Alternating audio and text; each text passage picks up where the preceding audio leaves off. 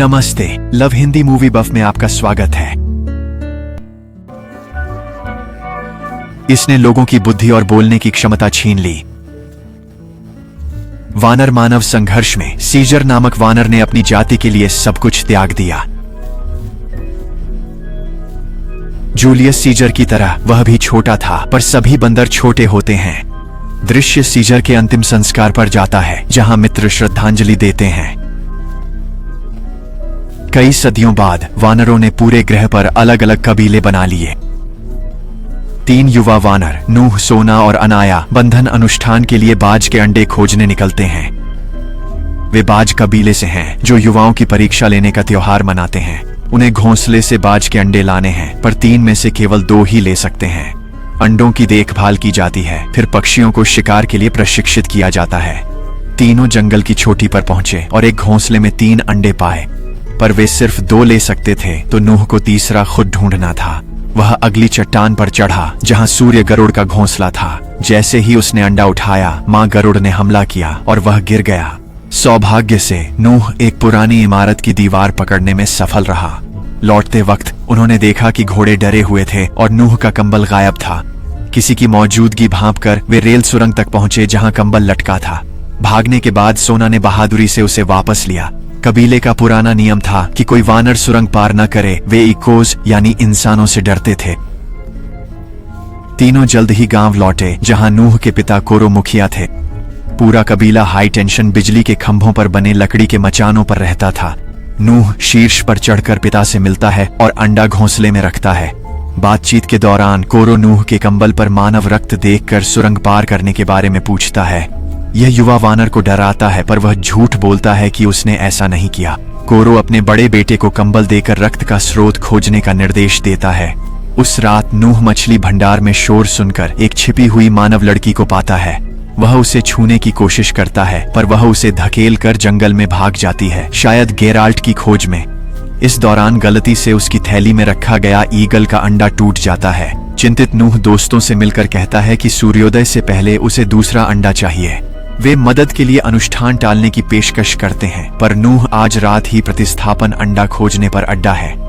अगले दृश्य में वह घोड़े पर सवार होकर अंधेरे जंगल में जाता है। नूह को कोई अंडा नहीं मिलता, पर वह दूर से कोई हलचल की आवाज सुनता है।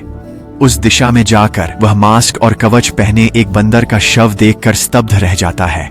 अचानक उसका घायल भाई आकर चेतावनी देता है कि हमलावर आ रहे हैं। नूह और जानना चाहता है, पर भाई दुखद रूप से अपनी चोटों से मर जाता है। तभी और वानर आते हैं, जिससे वह पास की झाड़ी में छिप जाता है। सिल्वा नकाबपोश वानरों का गोरिल्ला कमांडर अपनी सेना को मृत देख क्रोधित हो जाता है। वह कंबल पर मानव रक्त भी देखता है जो भाई पहले ले जा रहा था। पता चला कि वे उस लड़की का पीछा कर रहे थे जिसका खून कंबल पर था। दुर्भाग्य से सिल्वा नूह का घोड़ा पाकर उसे क्रूसियों से मारता है ताकि वह गांव तक पहुंचे। जब नूह लौटता है तो वह पूरे गांव को आग में देखकर स्तब्ध रह जाता है। नकाबपोश वानर उसके कबीले के लोगों को पकड़ रहे हैं, सीजर के लिए चिल्लाते हुए। डरा हुआ नूह तब अपने पिता को बचाने के लिए जलते मचान पर चढ़ जाता है। दुर्भाग्यवश सिल्वा उसे देख लेता है और पीछा करने लगता है। नूह किसी तरह ईगल्स को मुक्त कर देता है, पर पिता को बचा नहीं पाता। कोरा दर्दनाक मौत मरती है और नूह को टावर से फेंक दिया जाता है। अगली सुबह होश आने पर वह गांव को पूरी तरह तबाह पाता है। नूह रोते हुए पिता को दफनाता है और बदला लेने की कसम खाता है। वह अकेले कबीले वालों को खोजने निकलता है। तभी कोरा का ईगल आता है। वह तुरंत घोड़े पर सवार होकर उसका पीछा करने लगता है। पहली बार नूह वर्जित सुरंग पार करके दूसरी ओर पहुंचता है। वह ऊंची इमारतों से भरी जगह देखकर दंग रह जाता है। खतरे को जानते हुए भी नूह आगे बढ़ता रहता है। वह कभी कभी आराम करता और जो मिले खा लेता है। अगली सुबह कोरा का युगल आता है। नूह पिता का मंत्र आजमाता है, पर पक्षी उसे नकारता है और उसकी बाह नोच कर उड़ जाता है। भाड़ में जाओ। नूह उसके पीछे जंगल में भाग जाता है। घना जंगल जहां उसे धुआं दिखाई देता है। जैसे ही वह स्रोत के पास पहुंचता है, वह अचानक कांच की छत से एक जाल में गिर जाता है। नूह जल्दी से खुद को मुक्त करता है। फिर राखा नाम के एक छिपे ओरंगुटान से मिलता है। शुरू में वह उसे नकाबपोश सैनिक समझता है, क्योंकि वह बिजली की छड़ी ले जा रहा है। पर जब नूह अपनी कहानी बताता है, राखा समझ जाता है कि वह दुश्मन नहीं है। ओरंगुटान बताता है कि नकाबपोश वानरों ने हाल ही में उसके कबीले को नष्ट कर दिया था। वह जंगल के फर्श के नीचे छिपकर बचा, जहां उसने एक बड़ी बस्ती बनाई थी। बाद में राका नूह को किताबों का संग्रह दिखाता है जो युवा वानर ने पहले कभी नहीं देखा था। फिर वह बताता है कि वह सीजर के आदेश का सदस्य है, जो सच्चे सीजर की शिक्षाओं को मानता है। ये शिक्षाएं वानर समाज के कई कानूनों की नींव हैं, जो पीढ़ियों से चली आ रही हैं। दुर्भाग्य से राका अब इस आदेश का एकमात्र जीवित सदस्य है। वह आगे बताता है कि नकाबपोश वानर सीजर की शिक्षाओं का दुरुपयोग कर रहे हैं। वे प्रॉक्सिमस सीजर नामक एक तानाशाह की सेवा करते हैं, जो अपने कानून बना रहा है। राका कहता है सीजर महान पूर्वज था, जो वानरों की एकता में विश्वास करता था, हिंसा में नहीं। वह याद करता है जब मनुष्य और वानर शांति से रहते थे, जैसा सीजर चाहता था। राका नूह को उसका कबीला खोजने में मदद करने का फैसला करता है, खुद भी शामिल होने की उम्मीद में। फिर दोनों जरूरी सामान पैक करके बस्ती से निकल जाते हैं। रात में वे जो कुछ भी खाने को मिला उसके साथ शिविर लगाते हैं। बातचीत में मग्न होने पर लड़की अचानक आकर 2 फल छीन लेती है। नूह गुस्सा होता है, पर राका उसे रोकता है, बताता है कि लड़की सिर्फ भूखी है। वह युवा वानर से कहता है कि लड़की को गर्म रहने के लिए कंबल दे दे। शुरू में नूह मना करता है, क्योंकि कंबल उसकी माँ का है। उसे यह भी नहीं पता कि वह अपनी माँ से फिर मिल पाएगा या नहीं। लेकिन फिर राका सीजर की शिक्षाओं के बारे में बताता है, करुणा के महत्व पर जोर देते हुए। यह अंततः नूह का मन बदल देता है और वह उसे कंबल दे देता है। राका तब लड़की का नाम नोवा रखता है, सीजर के एक मानव मित्र के नाम पर। उस रात बाद में वे एक वेधशाला पहुंचते हैं। नूह दूरबीन से तारे देखता है और लड़की भी वैसा ही करती है, उसी आश्चर्य से। अगले दिन वानर अपनी यात्रा जारी रखते हैं और लड़की उनका अनुसरण करती है। वे जल्द ही एक झील पहुंचते हैं, जहां झेबरा का एक झुंड है। अचानक आदिम मनुष्य पानी पीने और नहाने के लिए आते हैं। आधुनिक कपड़ों में लड़की रो पड़ती है, यह देखकर कि मनुष्य कैसे विकसित हुए हैं। इस बीच राका नूह को सीजर के प्रतीक वाला लॉकेट देता है, उसकी सच्ची शिक्षाओं का पालन करने को कहता है। अगले दृश्य में सिल्वा और उसकी सेना झील पर पहुंचकर मनुष्यों को खेल के लिए पकड़ना शुरू करती है। वे राका के पीछे छिपी लड़की को देखकर उसे पकड़ने की कोशिश करते हैं, लेकिन सही वक्त पर नूह घोड़े पर आकर उन्हें बचा ले जाता है। सुरक्षित होने पर नूह लड़की को देखता है और राका से कहता है कि वह बोल सकती है। वानर को शक है, क्योंकि उसे लगता है कि इंसान बोल नहीं सकते, लेकिन लड़की दोनों को चौंका देती है। कहती है, मेरा नाम मई है। वह नूह के कबीले के ठिकाने के बारे में जानती है और उन्हें वहां ले जाने की पेशकश करती है। रात को जब सब आराम कर रहे थे, नूह गांव से लाई बिजली की छड़ी की मरम्मत करता है। सुबह मई वानरों को एक तेज नदी तक ले जाती है, जिसे लकड़ी के पुल से पार करना है। युवा वानर कमजोर पुल पार करने को लेकर शंकित है, पर मई कहती है कि सिल्वा के कैंप तक पहुंचने का यही एकमात्र रास्ता है, जहां उनका कबीला है। तभी अचानक कमांडर सिल्वा और उसके वानर पुल के दूसरी ओर दिखाई देते हैं और उन्हें घेर लेते हैं। आगामी हाथापाई में मई फिसलकर नीचे एक जाल में फंस जाती है। राका उसे बचाने की कोशिश करता है, पर वह भी नदी की तेज धारा में फंस जाता है। वह वापस चढ़ने का प्रयास करता है, पर सिल्वा अन्य 2 को पकड़कर चाकू से जाल के पास आता है। जैसे ही जाल काटा जाता है, राका नूह को सीजर के पंथ की याद दिलाता है। दोनों नदी में बह जाते हैं और सिल्वा व मे को किनारे के एक जंग लगे जहाज पर ले जाया जाता है। यह एक विशाल तिजोरी के पास है, जिसे खलनायक प्रॉक्सिमस कुछ समय से खोलने की कोशिश कर रहा है। पहुंचने पर नूह अपनी माँ और दोस्त सोना व अनिया से मिलता है। वे गले मिलकर रोते हैं। लंबे समय बाद एक दूसरे को देखकर राहत महसूस करते हैं। इधर मे को एक कमरे में ले जाया जाता है, जहां वह ट्रेवथन से मिलती है, जो उसकी तरह बोलता है। वह बताता है कि उसने स्वेच्छा से प्रॉक्सिमस का साथ दिया है, क्योंकि अब पृथ्वी पर मानवता का राज नहीं रहा। ट्रेवथन बताता है कि उसने बिजली की छड़ी बनाई और प्रॉक्सिमस को इतिहास की किताबें पढ़कर सुनाता है। इन किताबों से नकली सीजर ने मनुष्यों के कारनामों को जाना और असली सीजर की शिक्षाओं को बिगाड़ा। अंदर प्रॉक्सिमस और उसके वानर उस तिजोरी को खोलने की कोशिश कर रहे हैं, जो मनुष्यों ने छोड़ी थी। सदियों पहले की बात है। वे बारूद, जंजीरें और कई उपकरण इस्तेमाल करते हैं, पर दरवाजा टस से मस नहीं होता।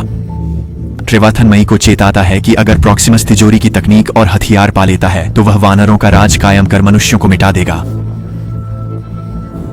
बाद में वह धोखेबाज वानर नूह और मई को खाने पर बुलाता है।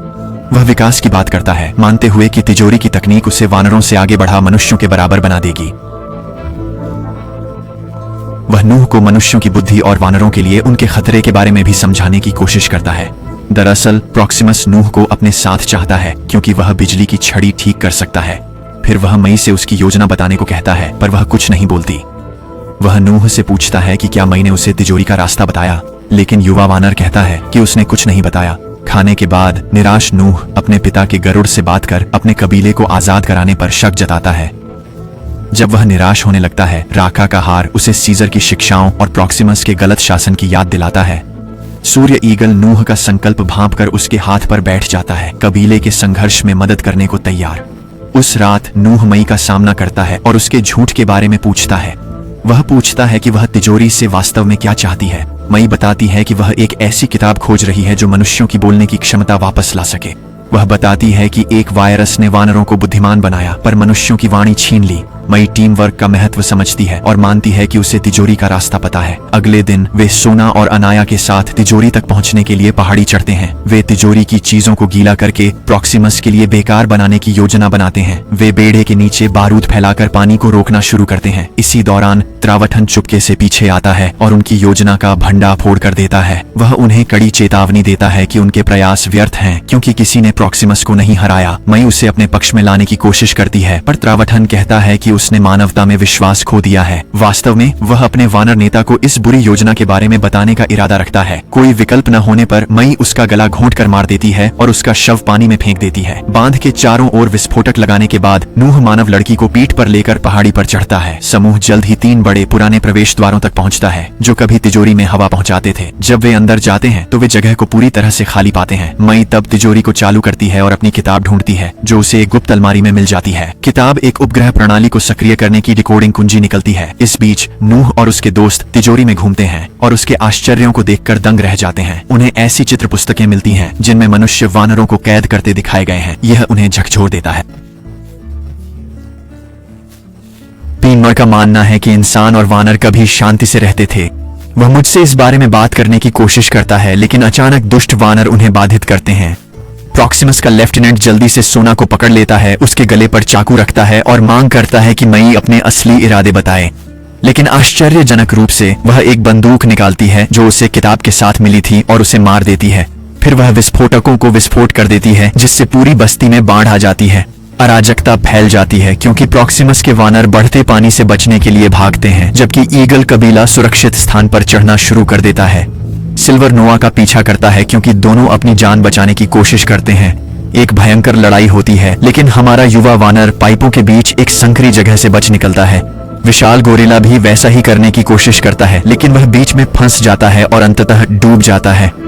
नूह उसी तरह तिजोरी से बचकर निकलता है जैसे वह अंदर गया था और अपने बचे हुए कबीले से मिलता है। लेकिन जैसे ही वे सुरक्षित महसूस करते हैं प्रॉक्सिमस पीछे से आकर हमला करता है। नूह बेरहमी से युवा एम्प को कई बार फर्श पर पटकता है और उसे अधमरा छोड़ देता है। फिर वह नूह और उसके कबीले को अपने सामने झुकने पर मजबूर करने की कोशिश करता है और बाद में सभी को मारने का इरादा रखता है। लेकिन उसके आश्चर्य की बात यह है कि नूह अपनी सारी ताकत जुटाकर एक विशेष गीत गाना शुरू करता है। जल्द ही उसका पूरा कबीला उसमें शामिल हो जाता है। उनकी मिलीजुली आवाजें अपने चीलों को बुलाती हैं। ये खूंखार पक्षी जल्द ही एक घेरा बनाकर प्रॉक्सिमस पर हमला करते हैं। सनीगो अंतिम वार करता है, मुखौटा पहने नेता को पहाड़ी से नीचे धकेल कर मार डालता है। अपना काम पूरा करके चील विजय के प्रतीक के रूप में नूह के हाथ पर आ बैठती है। तुम मेरी नजर में एक अच्छे बच्चे हो। इस घटना के बाद नूह अपने कबीले को गांव वापस ले जाता है जहां वे अपने मीनारों का पुनर्निर्माण शुरू करते हैं। कुछ दिन बाद मेट नूह से विदा लेने आती है लेकिन वह मनुष्यों के बारे में अपना संदेह व्यक्त करती है। वह मानती है कि शायद मनुष्य हमेशा स्वार्थी रहेंगे।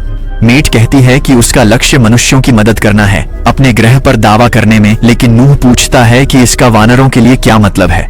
वह मानती है कि मनुष्य अपना स्थान पुनः पाने के योग्य हैं, पर युवा वानर न्याय की बात करता है। वह कहता है कि अगर मनुष्य अपनी तकनीक और आजादी पाते हैं तो वानर फिर से बोलना भूल जाएंगे। वह रॉक के सपने को याद करता है जहां वानर और मनुष्य शांति से रहते थे और सोचता है कि क्या यह कभी सच हो सकता है। मेट उसकी बातों से प्रभावित होती है और छुपाई हुई बंदूक को बाहर निकालती है। पता चलता है कि वह उसे मारने आई थी लेकिन नूह की समझदारी देखकर अपना इरादा बदल दिया। वह मानती है कि नूह में वानर साम्राज्य को बचाने की क्षमता है। अंत में वे अलग हो जाते हैं। नूह उसे सीजर के निशान वाला लॉकेट देता है और कहता है कि यह बहुत खास है। वह उपहार स्वीकार करती है। धन्यवाद देकर वह एक उपग्रह स्टेशन पहुंचती है जहां अन्य लोग मिलते हैं। कोरिना नाम की महिला उसका स्वागत करती है। वह डिकोडर सौंपती है जिससे उपग्रह नेटवर्क सक्रिय हुआ और दुनिया भर के बचे लोगों से संपर्क हुआ। फिल्म समाप्त होती है जब नूह सोना को वेधशाला ले जाता है जहां वे दूरबीन से आकाश निहारते हैं। क्या वो बिग डिपर है या तुम मुझे देखकर खुश हो? ऐसे और वीडियो के लिए सब्सक्राइब करें, नोटिफिकेशन चालू करें और चैनल की मदद के लिए लाइक करें। देखने के लिए धन्यवाद।